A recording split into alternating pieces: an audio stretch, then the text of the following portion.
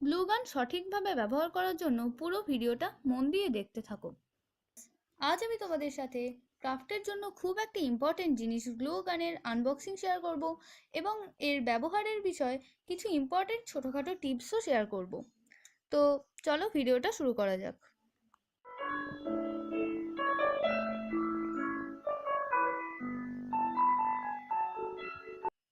তো আমি আমাদের এখানকার মার্কেট প্রাইস অনুযায়ী 260 টাকায় পেয়ে গেছি। তো তোমরাও তোমাদের মার্কেট প্রাইস অনুযায়ী মোটামুটি 300 টাকার কমেই পেয়ে যাবে। আর যদি ফ্লিপকার্ট, আমাজন বা মিশো থেকে অর্ডার করো তাহলে এটা আরও কম দামে হয়ে যেতে পারে। তো চলো ফার্স্টে এটাকে আনবক্সিং করা যাক। তো আমি এর চারধারটা কেটে নিয়ে পেপারটা ওপেন করে ফেলেছি। এইবার এই জিনিসটাই হলো আমাদের মেন জিনিস। এইটাই হলো ট্রিগার। বন্দুকের মতো এখানে চাপ দিতে হবে।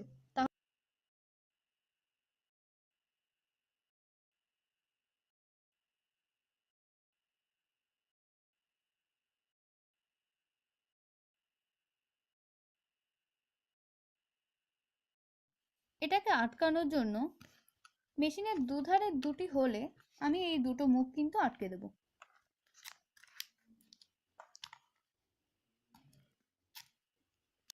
এটাকে আটকানোর পর কিন্তু তোমরা এভাবে এটাকে কোনো জায়গায় দাঁড় করিয়ে তারপরেই কড়ের সাহায্যে হিট করতে পারবে।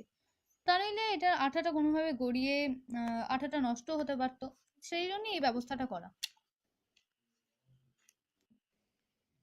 এর কর্ডটা কিন্তু অনেকটাই বড় আছে।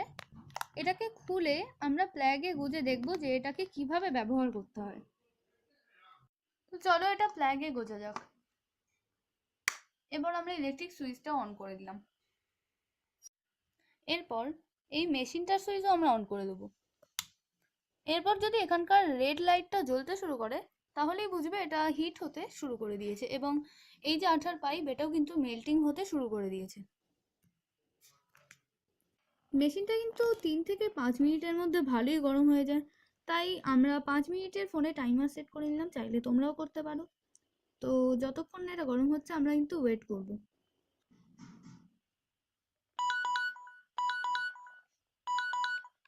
ব্যাস, টাইম হয়ে গেছে।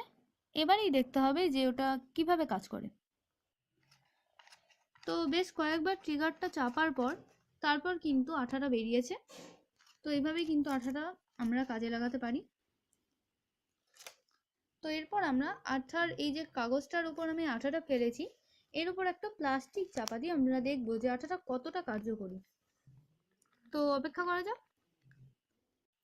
তোমরা হয়তো ভাবছো যে পেপার খুবই তাড়াতাড়ি জোড়া লেগে যাবে, ব্যাপারটা কিন্তু তা নয়। তোমরা যদি কিনে থাকো তাহলে এটা বুঝবে আমি এটারই পেপার, এই মোটা পেপারটা দিয়েই চেষ্টা করছিলাম। তো চলো দেখা যাক এটা কিভাবে কাজ করছে। দেখতেই পাচ্ছ এটা কিন্তু একেবারেই খুলতে চাইছে না এবং খুবই শক্ত আঠা। এটা কিন্তু খুব জোর করে টানলে তবেই হয়তো উঠবে। তো বুঝে গেলে এর আঠার জোরটা কেমন। তো আঠার কোয়ালিটির জন্য কারো কারো ক্ষেত্রে মেশিনটা হিট হতে কিন্তু 7 থেকে 8 মিনিটও লেগে যেতে পারে। তোমরা সেই রকম বুঝে টাইমার সেট করবে বা সেরকম টাইমিং দেখে কিন্তু আঠাটা এই ট্রিগারটা চাপ দিয়ে আঠাটা বার করবে।